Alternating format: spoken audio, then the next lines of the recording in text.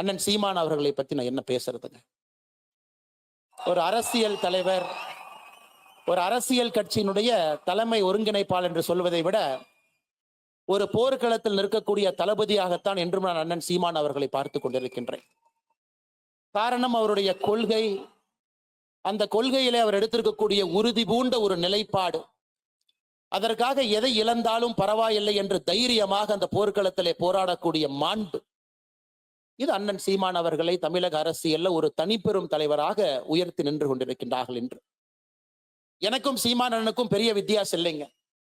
நான் தேசியத்துல தமிழை பார்க்கிறேன், அண்ணன் தமிழ்ல தேசியத்தை பார்க்கிறார், அவ்வளவுதாங்க வித்தியாசம். இருவருக்கும் ஒரு பெரிய வித்தியாசம் இல்லை. இருந்தும் எப்பொழுதும் அண்ணன் சீமான் அவர்களுக்காக தொடர்ந்து ஆதரவாக நான் குரல் கொடுத்து கொண்டிருப்பதற்கான காரணம், இன்னைக்கு அரசு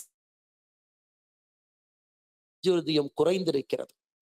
அது இருக்கக்கூடிய ஒரு மனிதனாக தொடர்ந்து நிற்கக்கூடிய அண்ணன் சீமான் அவர்கள் இந்த நிகழ்ச்சியில நாங்கள் இருவரும் பங்கேற்கக்கூடிய முதல் மேடையாக இது இருக்குது. அண்ணன் அவர்களுக்கும் இந்த நேரத்தில் என்னுடைய நெஞ்சார்ந்த வாழ்த்துக்களை தெரிவித்துக் கொள்கின்றேன். நானா இருக்கேன், என் தம்பி சொல்றாரு, நான் இந்தியத்திலிருந்து தமிழை பார்க்கிறேன், என்னன்னு தமிழத்திலிருந்து தேசியத்தை பார்க்கிறார். நான் இன்னொன்னு சொல்றேன், நான் என் தம்பிக்கு சொல்றேன், நான் முதல்ல எங்க அம்மாவுக்கு மகனா இருக்கேன், அப்புறம் அத்தைக்கு மருமகனா இருக்கேன்.